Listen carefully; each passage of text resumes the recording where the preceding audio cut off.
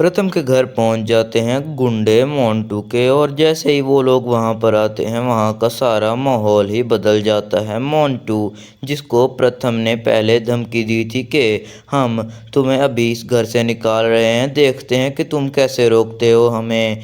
दूसरी तरफ जैसे ही वो लोग आते हैं मोंटू के गुंडे तो सारे घर वाले डर जाते हैं और दूसरी तरफ दादी जो ऊपर छुपी हुई थी और अभी तक तो किसी का ध्यान नहीं गया था उस पर, वो कोशिश करती है कि मैं जल्द से जल्द पुलिस को बुलवाने की कोशिश करती हूँ और जितनी जल्दी पुलिस आएगी उतनी जल्दी ये लोग इस घर से चले जाएंगे और पुलिस निकाल देगी इन्हें घर से बाहर।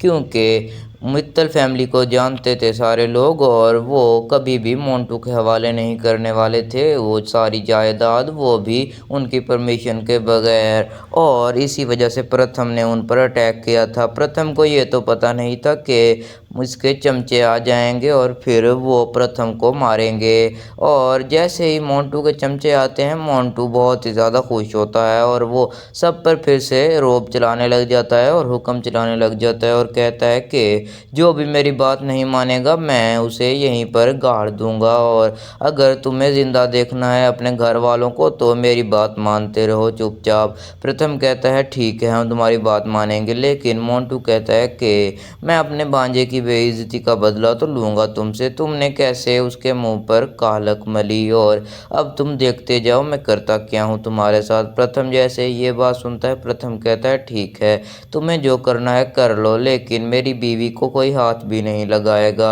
मोंटू कहता है अपने गुंडों को पकड़ लो इसे। वो दोनों गुंडों मिलकर पकड़ते हैं प्रथम को और दूसरी तरफ मोंटू कहता है अपने भांजे को कि अब मारो तुम इसे, मैं देखता हूँ ये क्या करता है, ये हाथ भी नहीं लगाएगा तुम्हें, इसकी इतनी जुर्रत नहीं है। दूसरी तरफ प्रथम के भाई और बाप वो लोग ये सब देख नहीं पाते और दादी ऊपर खड़ी देख तो रही होती है लेकिन वो कर कुछ नहीं सकती थी। वो अभी सिर्फ फ़ोन ढूंढने की कोशिश कर रही थी कि जितनी जल्दी मुझे फ़ोन मिलेगा मैं प्रथम को बचा लूँगी और पुलिस को कॉल कर कर बुला लूँगी।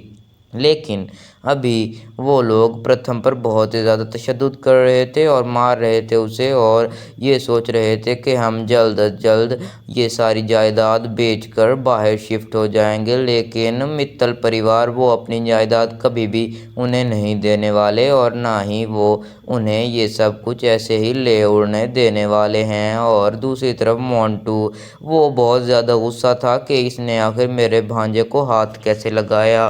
मोंटू ये सोच रहा था कि मेरी बहन वो क्या सोचेगी कि मैं अपने भांजे का ख्याल भी नहीं रख सकता, और दूसरी तरफ उसकी बहन कह रही थी कि मोंटू इसको ज़िंदा मत छोड़ना। मोंटू कहता है कि हम इसे कोई नुकसान तो नहीं पहुंचा सकते क्योंकि अगर पुलिस आ गई तो वो समझेगी कि हमने तशद्दुद किया है इन पर और फिर वो हमें ही कर लेगी अरेस्ट। मोंटू की बहन कहती है तुम समझदार तो हो और तुम्हें जो करना है करो, लेकिन हमारे हाथ से ये सब कुछ जाना नहीं चाहिए, ये सब कुछ हमने बहुत मेहनत से हासिल किया है और अब ये लोग हमारे तलवे ही चाटते रहेंगे पूरी ज़िंदगी भर इसी तरह। मोंटू कहता है ठीक है दीदी जैसा तुम कहोगी वैसा ही होगा, लेकिन अभी तो मुझे इसे सबक सिखाना है और ये फिर कोई ऐसी हरकत ना करें ये भी देखना है।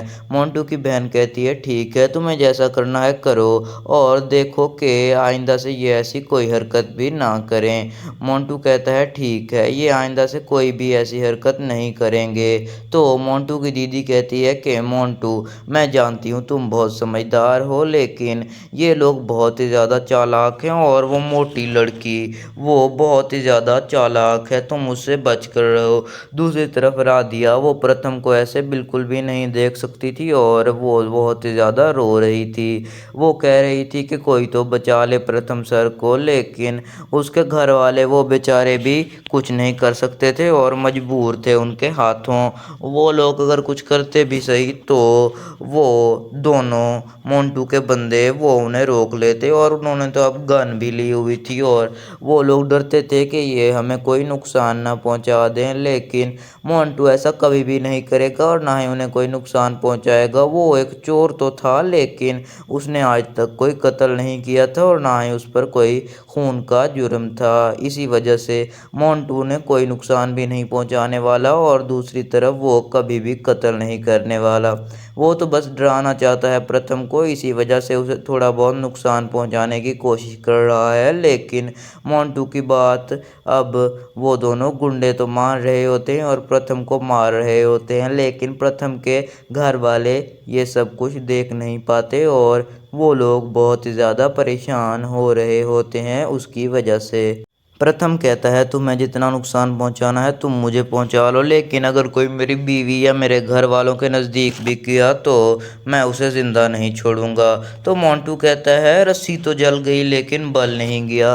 तुम देख भी सकते हो कि मेरे बंदों ने तुम्हारा क्या हाल किया है, लेकिन फिर भी तुम अभी भी उछल रहे हो। मैं अभी भी चाहूँ तो तुम्हें यहीं पर खड़े खड़े मरवा सकता हूँ और किसी को पता भी नहीं चलेगा। प्रथम कहता है तुम कर लो जो करना है, लेकिन अगर कोई मेरे घर वालों के करीब गया तो मैं उसे छोड़ने वाला बिल्कुल भी नहीं हूँ। मोंटू डर जाता है, वो ये सोच रहा होता है कि अभी तक तो ये भीगी बिल्ली बना हुआ था, हमें इसकी बीवी के करीब नहीं जाना चाहिए। और वो समझा देता है अपने भांजे और बहन को कि अब वो उसकी बीवी के या उनको घर वालों को कोई नुकसान नहीं पहुंचाएंगे।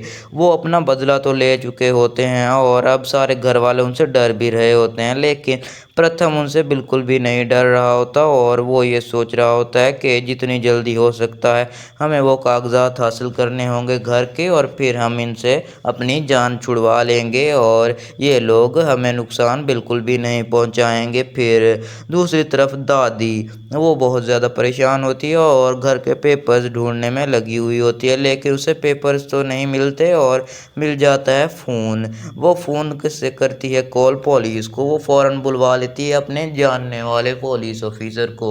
वो जैसे ही पुलिस को कॉल करती है और कहती है कि जल्दी हमारे घर आएं, हमारे घर में कुछ गुंडे घुस गए हैं और वो हमें नुकसान पहुंचाने की कोशिश कर रहे हैं, तो वो पुलिस वाले कहते हैं कि हम अभी आ रहे हैं। और दूसरी तरफ प्रथम और वो लोग बहुत ही ज़्यादा प्रथम को मार रहे थे, लेकिन वो उसके मुंह पर नहीं मार रहे थे क्योंकि फिर उसकी चोटों के निशान वाज़े दिखते और वो ये बिल्कुल भी नहीं चाहते थे कि पुलिस उनको इस वजह से पकड़ ले कि उन्होंने मारा है प्रथम को।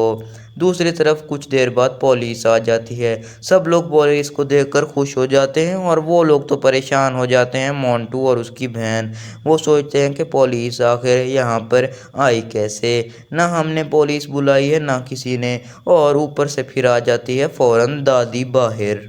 दादी कहती है कि तुमने अपनी बहुत मर्जी चला ली। ये पुलिस वाले जानते हैं कि हम मित्तल परिवार से हैं और मित्तल परिवार कभी भी झूठ नहीं बोलता। मैंने इन्हें बुलाया है क्योंकि हम इन्हें जानते हैं और अब ये तुम्हें गिरफ्तार कर कर ले जाएंगे पुलिस थाने और पूरी ज़िंदगी तुम वहीं पर गुजारोगे अपनी बची हुई। सारे घर वाले खुश हो जाते हैं और प्रथम और राधिया भी खुश हो जाते हैं क्योंकि अब उन्हें उनका घर वापस मिलने वाला था और पुलिस वाले भी अब चले जाएंगे वहाँ से। दूसरी तरफ मोंटू, वो भी बहुत होशियार होता है और वो ये सोचता है कि इनको कुछ पैसे दे देता हूँ और ये यहाँ से चले जाएंगे।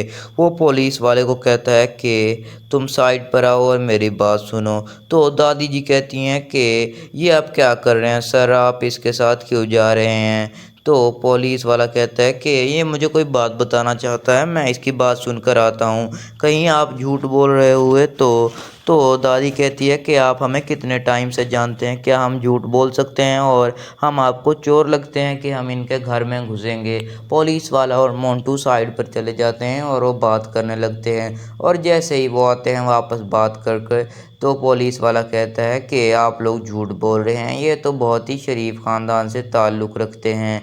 लेकिन दादी कहती है ये बिल्कुल झूठ है। मोंटू ने उसे 5 लाख रुपया दिया था और पैसों का लालच दिया था और कहा था कि मैं तुम्हें हमेशा इसी तरह पैसे देता रहूँगा।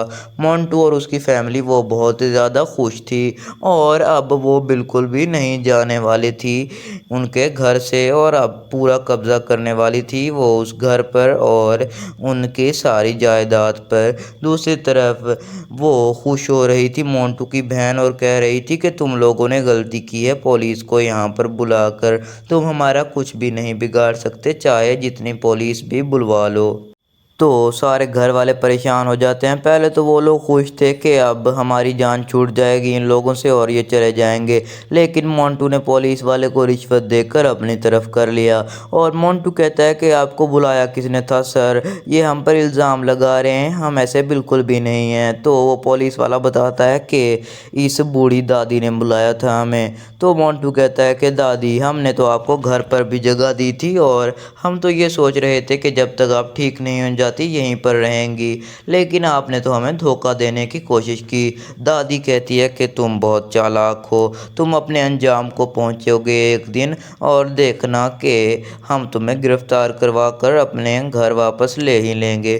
مونٹو کہتا ہے کہ ابھی تو تم سب لوگ اپنا سامان باندھو اور نکلو ہمارے گھر سے، یہ گھر اب ہمارا ہے۔